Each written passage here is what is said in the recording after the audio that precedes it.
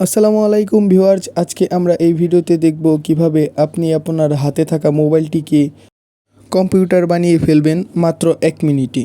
নিশ্চয়ই আমার কথাটি তো আপনাদের বিশ্বাস হচ্ছে না, তো চলুন দেখে নেওয়া যাক কিভাবে আপনার মোবাইলটিকে কম্পিউটার বানাবেন। তো ভিডিওটি দেখার আগে আমাদের চ্যানেলটিকে সাবস্ক্রাইব করে দিবেন প্লিজ। আমি কিন্তু এক ক্লিকের মাধ্যমেই আমার মোবাইলটিকে কম্পিউটার বানিয়ে ফেলেছি। এখানে নিচের দিকে একদম কর্নারে একটি আইকন দেখতে পাচ্ছি, এখানে যদি ক্লিক করে দিই তাহলে কিন্তু আমাদের সামনে শাটডাউন লেখাটি চলে আসবে। আমরা যদি কম্পিউটার অপশনে একটি ক্লিক করে দেই তাহলে কম্পিউটারে থাকা সকল ফিচারগুলো কিন্তু আমরা এখান থেকে ব্যবহার করতে পারবো। এখানে কিন্তু কম্পিউটারে থাকা সকল ফিচারগুলো রয়েছে। তো চলুন দেখে নেওয়া যাক এই সেটিংসটি আমি কিভাবে করলাম। এর জন্য আমাদের একটি অ্যাপ্লিকেশনের প্রয়োজন হবে। আমরা প্রথমেই আমাদের মোবাইলের নেট কানেকশনটি অন করে নেব। তারপরে আমরা আমাদের মোবাইলে থাকা গুগল প্লে স্টোর অ্যাপটি ওপেন করে নেব। এখানে আসার পর উপরের দিকে আমরা সার্চ বার দেখতে পাচ্ছি, এখানে সার্চ করে দেব WIN7 স্পেস SIMU সিমু। আপনারা অ্যাপটির নামটি ভালো করে দেখে রাখুন। তো এখান থেকে আপনারা অ্যাপটি ইনস্টল করে নেবেন। আমার আগে থেকেই ইনস্টল করা আছে, আমি শুধু এখান থেকে প্লে করে নেব।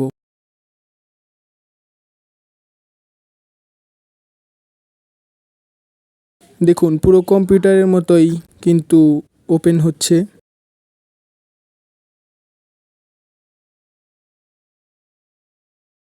এখানে কিন্তু আমরা সুইচ ইউজার নামের একটি অপশন দেখতে পাচ্ছি, এখানে ক্লিক করে কিন্তু আমরা আমাদের কম্পিউটারটিকে ইউজার নেম আর পাসওয়ার্ড দিয়ে লক করে রাখতে পারবো। তো আমি এখন লক করব না। এখান থেকে একটি গেটে টাচ করে আমরা আমাদের কম্পিউটারটাকে ওপেন করে নেব। এখানে আসার পর একদম নিচের দিকে কর্নারে একটি আইকন দেখতে পাচ্ছি, এখানে যদি আমরা একটি ক্লিক করে দেই তাহলে কিন্তু আমাদের সামনে শাটডাউন লেখাটি চলে আসবে। এছাড়াও এখান থেকে অল প্রোগ্রামে যদি একটি ক্লিক করে দেই তাহলে কিন্তু আমরা আমাদের মোবাইলে থাকা সকল অ্যাপ্লিকেশনগুলো ব্যবহার করতে পারবো। দেখুন আমার মোবাইলে থাকা সকল অ্যাপ্লিকেশনগুলো এখানে দেখাচ্ছে।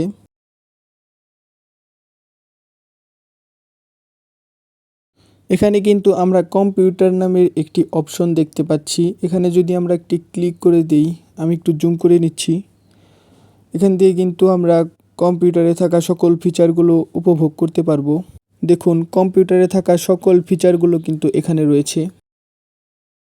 এছাড়াও এখান থেকে যদি আমরা মাইনাস বাটনে একটি ক্লিক করে বেরিয়ে আসি তাহলে কিন্তু রিসাইকেল বিনে এসে জমা হবে, এখান থেকে আমরা আবার রিকভার করতে পারবো।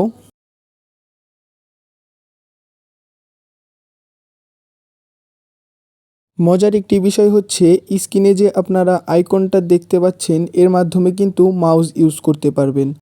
আপনাদের আর হাতে টিপে টিপে কাজ করতে হবে না, আপনাদের মোবাইলে থাকা চার্জিং পোর্টের মাধ্যমেই কিন্তু মাউস ইউজ করতে পারবেন, আর সেই মাউসের মাধ্যমেই কিন্তু আপনারা সব কিছু কন্ট্রোল করতে পারবেন।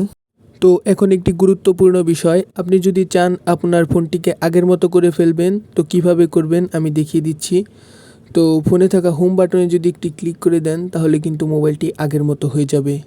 তো ভিডিওটি ভালো লাগলে চ্যানেলটিকে সাবস্ক্রাইব করে দিবেন প্লিজ।